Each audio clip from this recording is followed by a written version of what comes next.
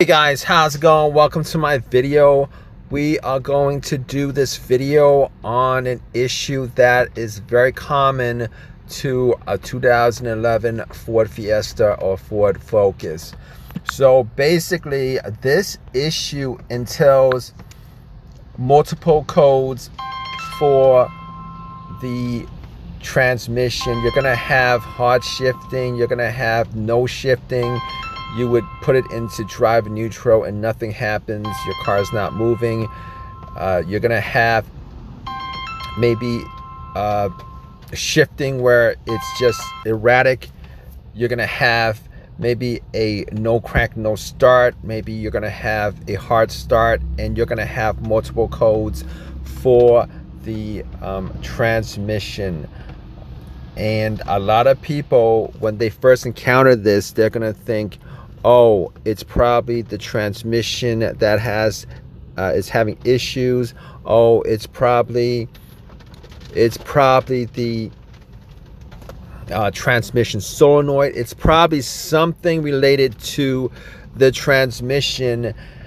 And with so many codes being thrown with this particular situation, it's very difficult to put a finger on what's causing it, because there's just so many different things that you would have to look for with those kinds of codes. However, here's the thing about it, all right? A lot of times, if you guys encounter this situation, there are multiple codes, and most of them are transmission codes, but you're gonna get like 4 or 5 different codes, maybe even more.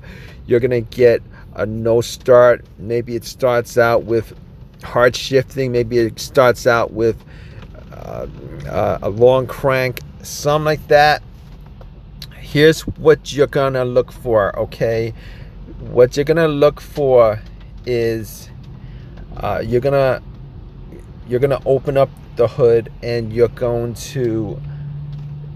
look at the ground cable.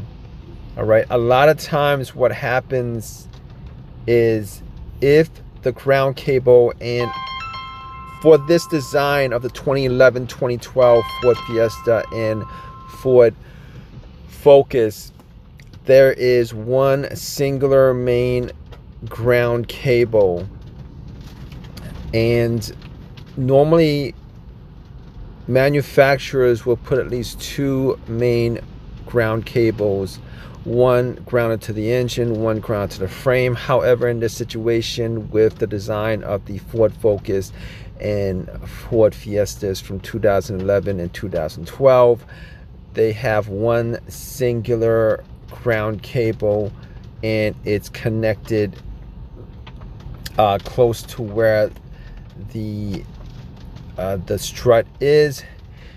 And if there's ever a problem with that, whether there's corrosion, whether there is whether it's loose, whether there's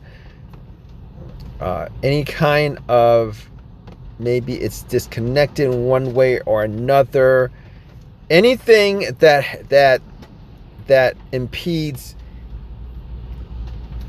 it being grounded, it's gonna affect the car's computer. Or if it's not producing enough amperage, there's not enough of a strong connection to produce enough amperage, it's gonna have an issue that's connected to the car's ECU, ECM, PCU. And unfortunately, a lot of times, a lot of people with this situation, they'll think that maybe it's the ECU that has the problem, the PCM, ECM, and it does. However, it's more about the ground cable than any kind of issue with the ECU itself. All right, so the ECU, you know, because the ground cable isn't putting out enough amperage, because there's, for whatever reason, a disconnect from the battery to the frame of the car. For whatever reason, that may be the case. it's gonna create this issue with the ECU reading that there's not enough amperage. There's an electricity issue in the car, and all the sensors that's connected to it, it's going to be affected. It's going to grow codes. It's going to read that the sensors are not operating in the right amperage, and this is why you're getting the situations that you're getting with a no crank, no start. There's not enough amperage to start the car. You're going to get issues with the transmission shifting correctly or shifting at all. You're going to have issues with multiple codes when you plug in OBD2 scanner. You're going to have issues with multiple codes coming up, either telling you that there is multiple issues with your transmission, or multiple codes with that and unrelated things like it's telling you there's an issue with, you know, the brake reservoir not being filled up, etc., etc. The list goes on and on, because the car's computer is not able to read these sensors correctly, because there's not enough amperage in the car for the computer to read it correctly. So obviously, if you have this issue, what you want to do is you definitely want to check out the ground cable, and you want to make sure that the ground cable is free of corrosion, it's free of rust. You want to make sure that it's the connection to the battery terminal is clean, it's tight. The connection to the frame itself. Now, if you guys look at the picture of how it's connected to the frame, a lot of times that connection is very weak in and of itself. All right, what you want to do is you want to clean up. You want to expand the surface area of that ground connection.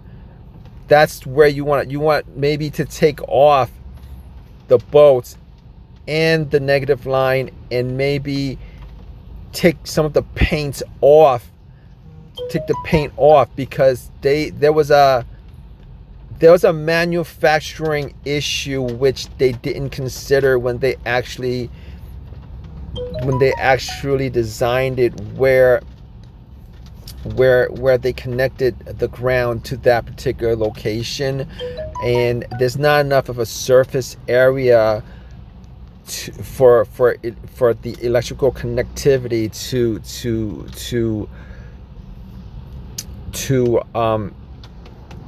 at certain points, if it gets rusted, if there's corrosion on there, it's not going to create enough of an amperage for the vehicle's computer to read it correctly. So what you want to do in this situation is you want to take the ground off where it's connected to the frame, and you might want to maybe just sand the paint off and create enough of a surface area where there's enough amperage going through the cable itself. And a lot of times, unfortunately, it's not even the cable that's the problem. It's that little surface area that the electricity has to go through, and that surface area is just not enough of a surface area. So what you want to do is you want to definitely, if you guys are having this situation, the cable looks good, everything looks clean, you want to take that cable off, and you want to scrape that paint off the surface area of where it's connected to. So scrape the paint off. You might be able to use, you're gonna use like anything to scrape it off. All right, you wanna scrape it off. Use some sandpaper to scrape that paint off, and put it back on after you scrape the paint off, so that the surface area, the metal to metal surface area has increased instead of just a small surface area, and then the paint is all over the majority of the surface area. And if you guys do that, there is a good chance, maybe like a 90% chance, that whatever issues that you might having with your transmission, your no start issue, your ECU throwing multiple codes, you know, that would just fix that situation for 90% of the cases where you have all these issues with your transmission, where you have a no start issue, where you have just your ECU throwing out bonker codes, where it's like you have like, what does this code, these amount of codes have anything to do with this? Like, okay, so that's how you fix this situation. Once you increase that surface area, just bolt the negative line back on, and you know, at that point all the codes should be cleared. Turn your car back on and just drive it normally 90% of the time. This will fix your issue. All right, guys. Hey, if you guys have your own personal issue with this situation, definitely leave a comment in the comment section. It might help somebody else out. If you guys have any questions, definitely leave a comment in the comment section.